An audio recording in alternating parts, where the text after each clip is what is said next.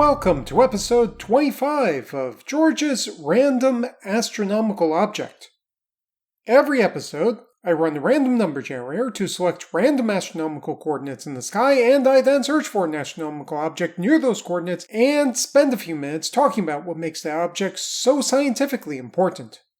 So let's run the random number generator.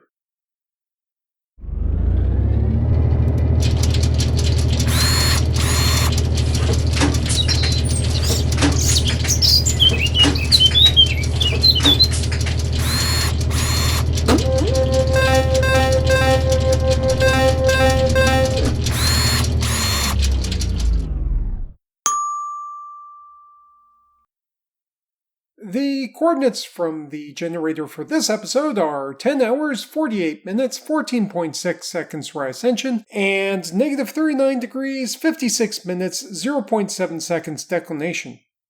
These coordinates point to a location in the constellation Antlia, which is the air pump. This was a constellation created by Nicolas Louis de Lecaille in the 1700s.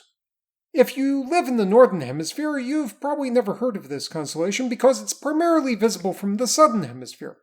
If you live in the Southern Hemisphere, you've probably never heard of this constellation because it contains just a handful of stars that are hardly visible without a telescope and because it's just plainly stupid. The stars don't really outline any type of shape whatsoever, and it's really hard to imagine that they look anything like an 18th century air pump unless you use 18th century mind-altering substances.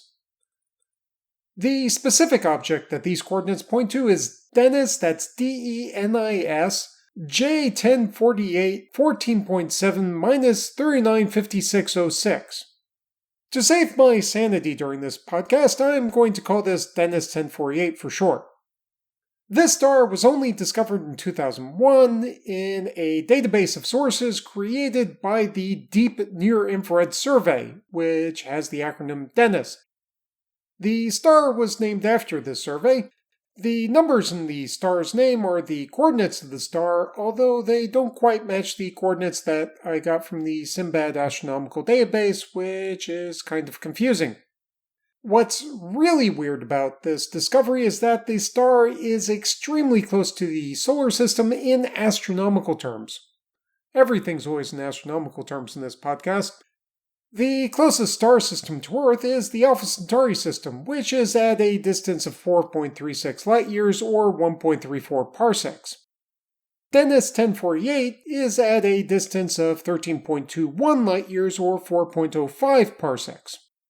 I can't find a reliable list of the closest stars to the solar system, although I can find a few unreliable lists, but based on what I have found, DENIS 1048 is definitely within the top 100 closest stars to the solar system, and it's probably among the top 50 closest. A lot of people would expect that it would be very difficult to miss seeing such a nearby star, as people would expect nearby stars to be very bright as seen from Earth. This is partially true. Some of the closest star systems, including Alpha Centauri, Sirius, and Procyon, are among the brightest stars in Earth's nighttime sky. The reason why DENIS 1048 went undetected for so long is because it's very small and it radiates very little electromagnetic radiation in comparison to these other stars. In fact, DENIS 1048 is among a class of stars called Ultracool dwarf stars. If you create a plot of the properties of stars where you have the surface temperature on the x-axis and the total amount of energy radiated per unit time, also referred to as the luminosity on the y-axis, stars that fuse hydrogen into helium in their cores will fall on the line that runs from the very bright, very hot end of the graph to the very faint, very cold part of the graph. Astronomers call this line the main sequence. The stars on this sequence that are brighter and hotter are also bluer in color and more massive, while the fainter and cooler stars are also redder and less massive. The Sun lies in the middle of the main sequence in these types of plots. Its surface temperature is about 5,500 degrees Celsius. DENIS 1048 lies at the very faint and very cold end of the main sequence. It has a surface temperature of somewhere around 2400 degrees Celsius. It also looks very red, and it is estimated to be somewhere around 0.08 times the mass of the Sun.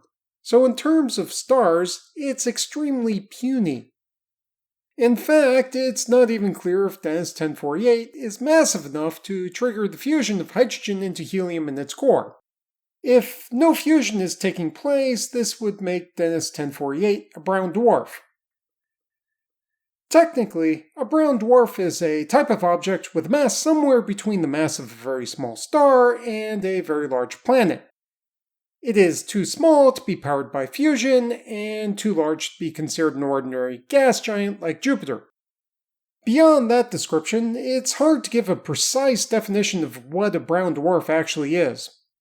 At the low mass end, it's not exactly clear when to say that an object is no longer a very small brown dwarf, but instead a very large planet, like, for example, a very large version of Jupiter.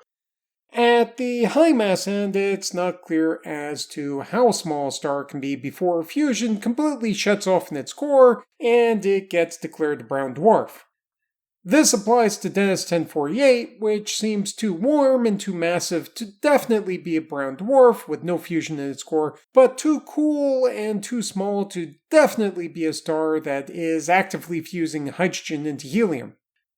To allow astronomers to write science papers while avoiding endless semantics arguments about these types of things, astronomers refer to DENIS 1048 and similar stars as ultracool dwarf stars.